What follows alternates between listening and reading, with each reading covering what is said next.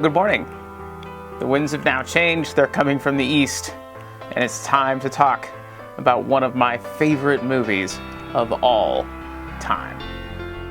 If you're not familiar with the movie Mary Poppins, frankly, I'm not even sure how that's possible. But if you're not, it's a movie that begins with a change in the wind and a mysterious figure in the form of this singing nanny who arrives on the scene to, frankly, disrupt the lives of a family in early 20th century London. When I was a kid, there was an amazing cable that came into our house, and it brought with it this wealth of television stations, and one of the stations that eventually came down that magic cable was the Disney Channel. And the Disney Channel used to show on Sunday evenings various movies from the Disney collection. And whenever Mary Poppins would come along, that was always one of my favorite days, because I always just sort of had a resonance with this movie, and I'm not sure I even can tell you why, but it was just a story that I loved, and because I loved it, because it was so familiar, it was a story that I thought I understood, and would only find out much later in life, when, actually in some cases only a couple of years ago, that there were all these other things going on that I completely missed. I'll also confess that I didn't even know it was a book, and if you don't know that, it is. It was actually a series of books written by a woman named P.L. Travers long before Walt Disney got the rights to make a movie out of it, and we're gonna come back to that. But the movie itself is actually a fairly basic story of this woman, Mary Poppins, who arrives to be the nanny of some children that we're told are maybe a bit wayward, right? They're a bit precocious. We are told at the beginning, and they're struggling to find a nanny who will stay and can stay with the children, and who will stay long term, just because of how apparently rowdy and unruly they are. Now, what's interesting is throughout the movie, they don't really ever seem to be all that rowdy or unruly, but that's the setup. And so we have this woman who comes to be the nanny, and we first meet her when she meets the father, Mr. Banks, of these children. Now, Mr. Banks, who works at a bank, not the most creative, I know, but he does. And when we meet him for the first time, he actually sings this great song about how much he loves his routine, right? And he's got it down to the minute. Like, he knows how long it takes him to walk home. He knows what to expect when he arrives, and he actually sings this whole amazing song about how great it is to be him, and how great his house is, and how great his routine is, and how much that he loves it. I think when I was younger, I really related to the kids in the story. I think as I've gotten older, if I'm gonna admit it, I think I started to relate a lot more to Mr. Banks. And my guess is a lot of us do, especially the Mr. Banks we find in the beginning of the movie, because all of us have routines, or strive to have routines. We strive for things to go in a certain and predictable way. And as much as we have control over what it is that we do, as much as we have a control over what our routine is, we generally set them up so we get to spend more time doing the things we like doing and less time doing the things that we don't like doing. That's the glory of having a routine. So I think as I've gotten on in life, that Mr. Banks we find early in the film, who is just on the surface of things anyway, just seems to be enjoying his life and the routine that he has. I have this connection and fondness almost for now, and I definitely relate to him in a pretty strong way. Now, most of the movie actually centers around the relationship between the kids and Mary Poppins and Bert, another character we meet later on, and the adventures that they go on in and out of kind of normal life and into this imagination life, and of course there's stories and fun and all that along the way, and lessons to be learned, and all those sorts of things. And I had always assumed that what this movie was really about, was this nanny who came to save the children. And I apparently wasn't alone in thinking that. There was a movie that was released a couple of years ago that Disney also made about the making of the original Mary Poppins movie, which is fascinating, and you should see it if you haven't. It's great. And again, this is where I learned that, these were books before they were a movie, and that the author of the books wasn't terribly excited about letting Disney make this movie. I mean, you can imagine, she created these characters. They're precious and special to her, and she didn't want to trust just anyone, and she wasn't sure if she could trust Walt Disney. And in fact, as the movie makes clear, she goes into it really only for her own personal economic reasons, right?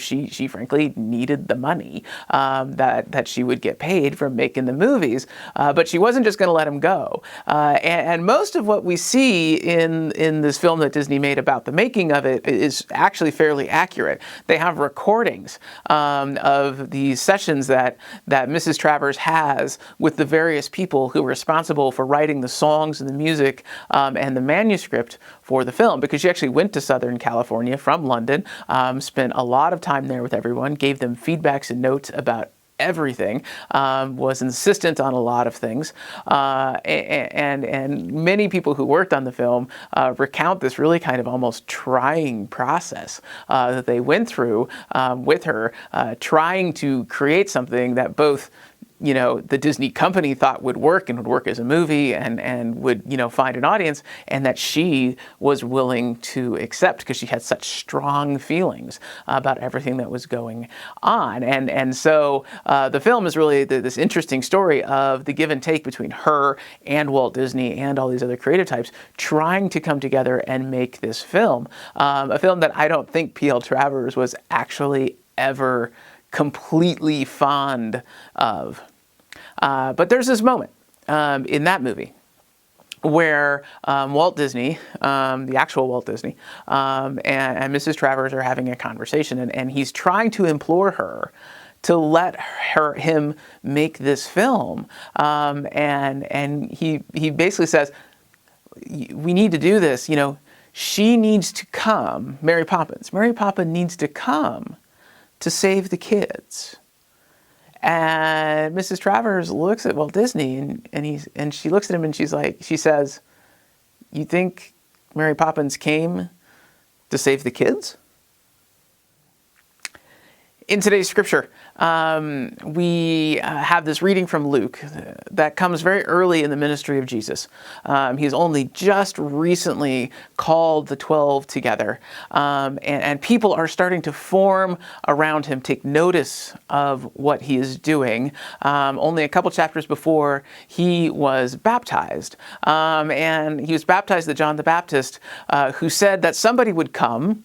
Jesus. John the Baptist said somebody would come who would not baptize with water the way that John had, but would baptize with the Holy Spirit.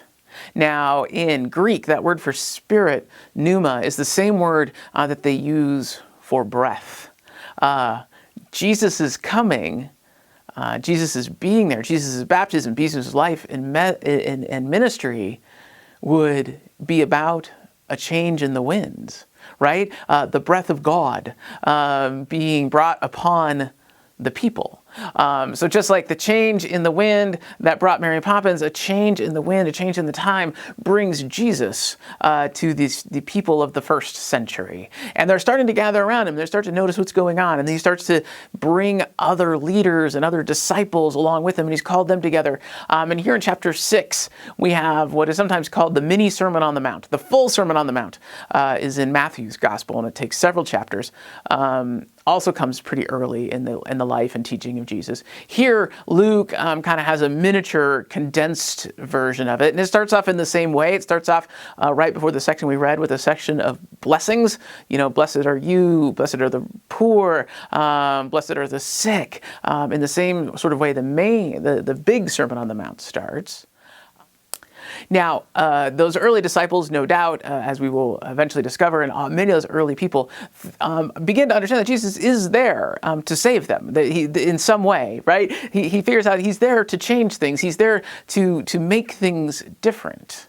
But what they assume he's there to do, and what is obvious they would want him to do, is they think he's there to drive the Romans out, right? He's there, to save them from the oppressive Romans. He's there to give them back their country, let them live all by themselves in peace, and let them continue with the parts of the routine that they like, and let them get rid of the parts of the routine that they don't like so much.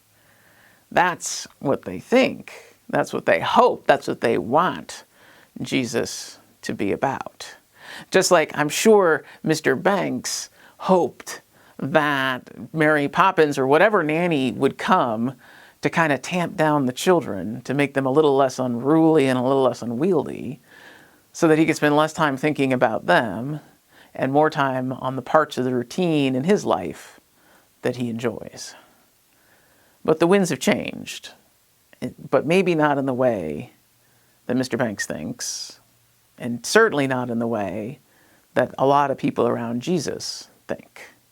Now, these moments come into our lives, right? There are moments where our own personal winds change. That happened to me in 2005. And this is actually a story I shared almost exactly 2 years ago on my first Sunday with you all, but I think it bears repeating, and I also recognize some of you probably weren't there. But actually it has to do with wind in a way, because in 2005, you remember, was the year that Hurricane Katrina came through New Orleans. And at the time, I was working for a software company that did mostly public health software, and we did a product that was a vaccine registry. And one of the things that you worry about when you have a bunch of people who've been displaced living in shelters all together is communicable disease, right? You worry about how they're going to pass things from one another. This is something that many of us have got an education on, how disease moves between people who are closely together. Right? We know about this now. Well, we knew about it then, too, or certainly people in the public health world did. And so there was this concern. And so they wanted to set up these vaccine clinics in all of the larger shelters. And they needed some technical support in getting those done. So a small team from my company who were already working with and had a relationship with the state of Louisiana Department of Health, we were sent out there to work with them.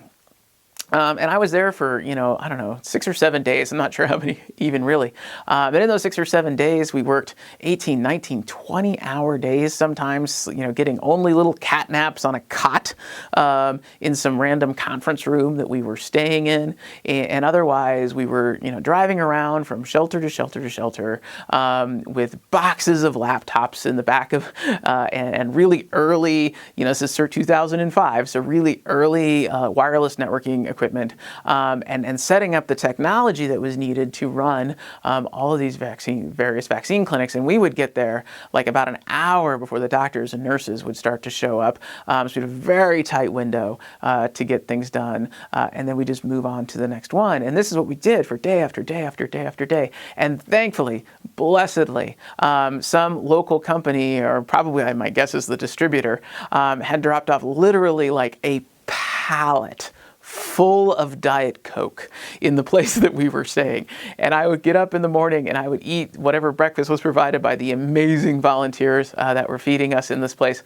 And I would grab 2 6-packs of Diet Coke and I'd put them next to me in the state-owned van that I was driving around in, and load the latest, giant set of boxed laptops into the back that I think Dell Computer had donated, and then get my list for the day. This is pre-smartphones, right? So it's all printed out. And then start driving around, me and sometimes me with another guy, going from place to place, setting up technology for technology. And I remember on my last day being at the New Orleans airport, that up until the day before had been serving as an emergency overflow hospital, and had only just that morning been reopened as an airport.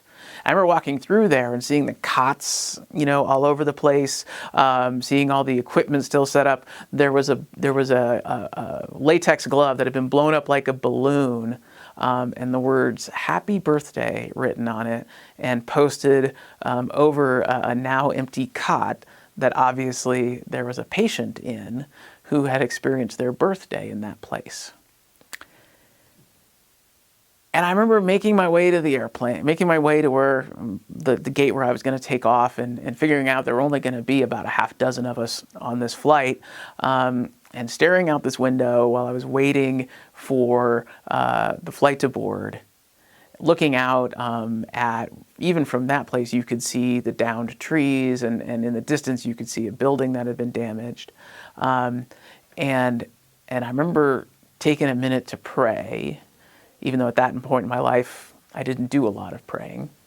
I remember taking a moment to pray and just asking God, what are you going to do with all of this? How are you going to make this better?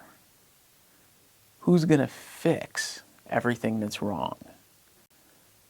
And I remember hearing back, and this very rarely happens. I'm not sure it's ever happened else in my life, but I remember this overwhelming sense of an answer. And it said something along the lines of, well, I sent you, and I will send more. And that moment has stuck with me, and it's stuck with me ever since. And it really signaled a change in the winds in my own personal life. I went home and slept for about 48 hours, and then got up and went to the office and had all these messages. And the owner and the president of my company called me and said how proud they were of me, and they were excited, and thank you for all this hard work. And he's like, don't worry, we're going to take care of you. And I didn't know what he meant by that, but later on there was a bonus check that came because, in that world, that's how you say thank you. And I remember staring at this check when it came in the mail, and I thought, I would have gone for free. I would have just done it to do it because it was the right thing to do. And that was really the beginning of a change in my life that led me to understand that the routine that I had been a part of, the thing that I had adopted, the life that I thought I was going to live, that I had all planned out, and I was going to work for this long, and then when I got this much raise, then we could buy the bigger house, and when I got this much raise, then I could buy the BMW, and when I got this much, and I got promoted to this level, this would happen. And all of that began to unravel. And all of that began to shift. And the wind started blowing from another direction. And within a year of that, actually, I found myself not sitting behind a desk in an office anymore. I found myself having resigned from that job. And I found myself not living in the comfortable starter home that my wife and I had purchased in Albuquerque, New Mexico. Instead, I found myself living in a very small but lovely little student apartment at a seminary in Columbus, Ohio. I had gone there to help people. In some way, I had gone there to save people. What really happened, in a lot of ways, is that I myself was saved. I was saved from my routine. I was saved from this overly prescribed life that I thought that I wanted. The winds of my life had changed, and I was pushed in a very different direction. Jesus came to save people, but not from what they thought he came to save them from. And that's what he's laying out in this passage. He's not there to save them from the Romans. He's there to save them from their hatred of the Romans. He's there to save them from the burden of judging others. He's there to save them from carrying grudges. He's there to save them not from their enemies, but from having enemies. He's there to save them from their way of looking at life, where there's an us and there's a them, and there's people on the inside and there's people on the outside. He's there to throw the doors open and say, this thing that God is doing, this thing that Jesus is doing, this Holy Spirit thing, all of this thing is open to everybody.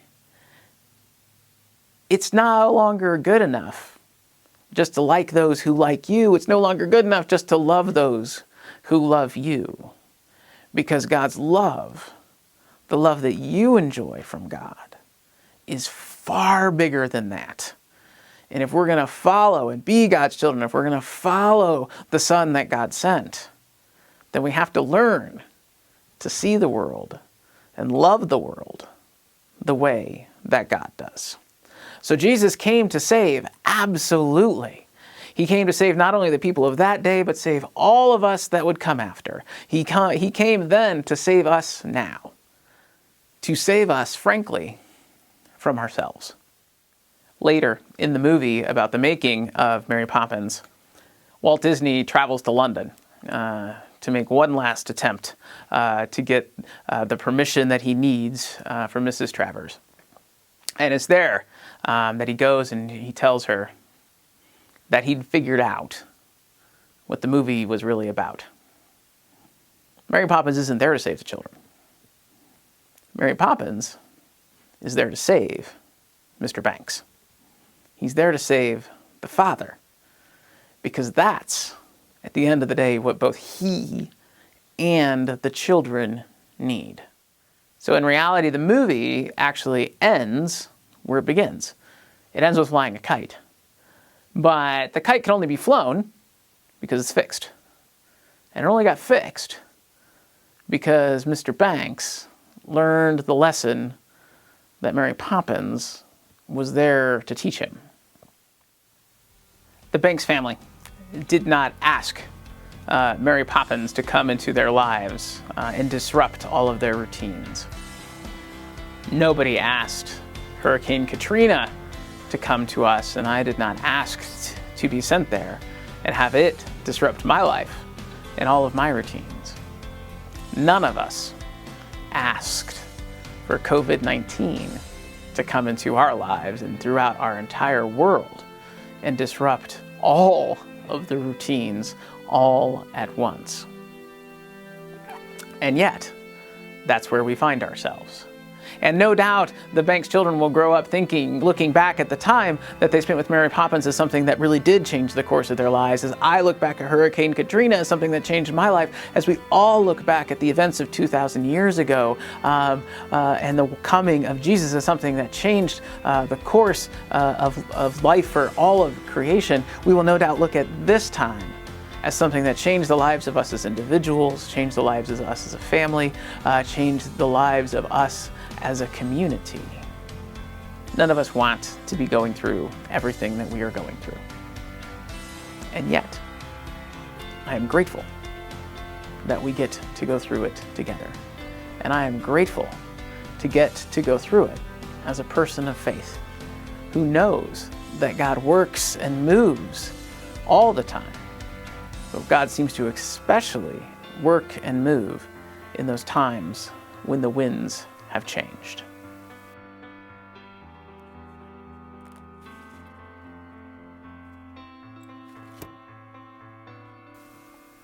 Amen.